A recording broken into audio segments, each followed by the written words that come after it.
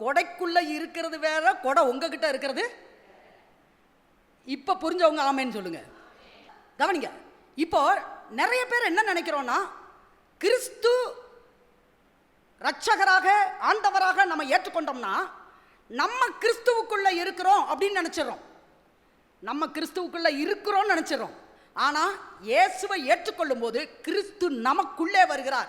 எல்லாரும் சொல்லுங்க, இயேசுவை இயேசுவை நம்பி இயேசுவை விசுவாசித்து நான் ஏற்றுக்கொள்ளும் போது அவர் எனக்குள்ளே வருகிறார். அவர் எனக்குள்ளே வருகிறார். அவர் எனக்குள்ளே வருகிறார். அப்ப ஏற்றுக்கொள்ளும் போது அவர் எங்க வர்றாரு? உங்களுக்குள்ள வர்றாரு. இப்ப நீங்க அவருக்குள்ள போகணும் இல்லையா?